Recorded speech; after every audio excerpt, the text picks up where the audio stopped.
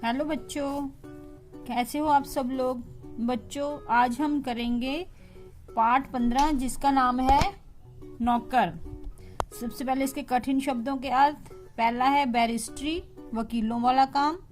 कार्यकर्ता, काम करने वाला। फौरन, तुरंत। बीनकर, हाथ से चुनना। हैरत, आश्चर्य, गर्व।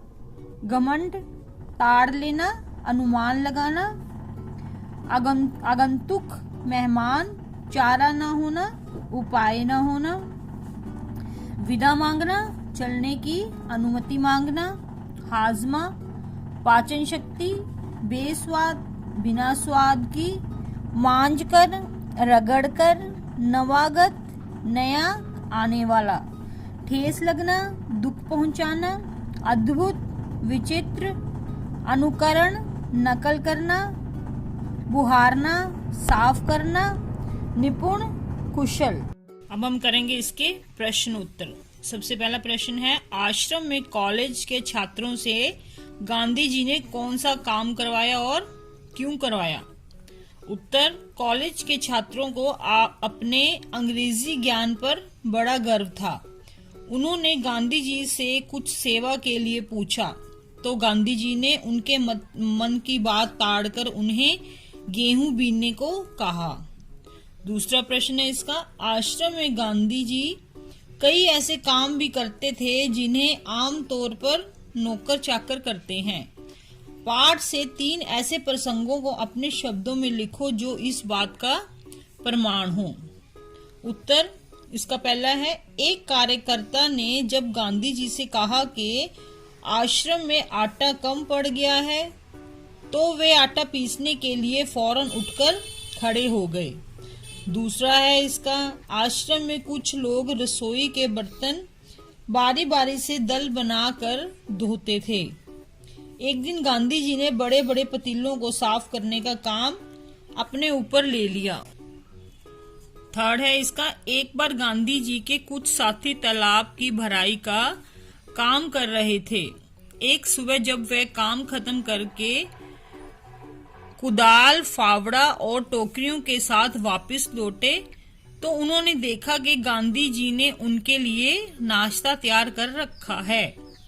तीसरा प्रश्न है, लंदन में भोज पर बुलाए जाने पर गांधी जी ने क्या किया।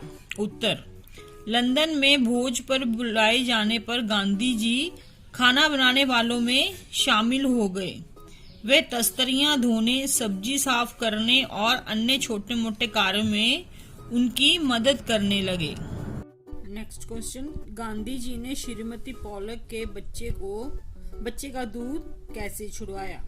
उत्तर, गांधी जी श्रीमती पॉलक के बच्चे को अपने बिस्तर पर लिटा लेते। वह चारपाई के पास पानी का एक बर्तन रखते ताकि बच्चे को जब भी प्यास लगे तो उसे पिला सकें।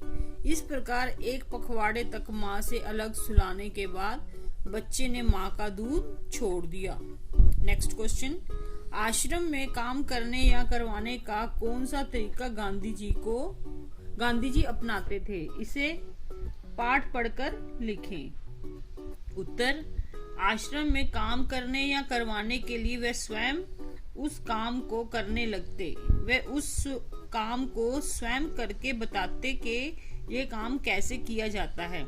इससे जो काम नहीं करना चाहता था वह भी काम करने को प्रेरित हो जाता था। आगे है अपना निबंध से आगे। पहला प्रश्न, गांधी जी इतना पैदल क्यों चलते थे। पैदल चलने के क्या लाभ हैं, लिखो। उत्तर, गांधी जी इतना पैदल इसलिए चलते थे क्योंकि वे दैनिक शारीरिक श्रम को बड़ा महत्व देते थे। इससे उनमें हर प्रकार का कार्य करने की अद्भुत क्षमता और शक्ति बनी रहती थी। वैसे भी पैदल चलने से शारीरिक व्यायाम होता है जिससे आदमी क्या होता है, स्वस्थ रहता है।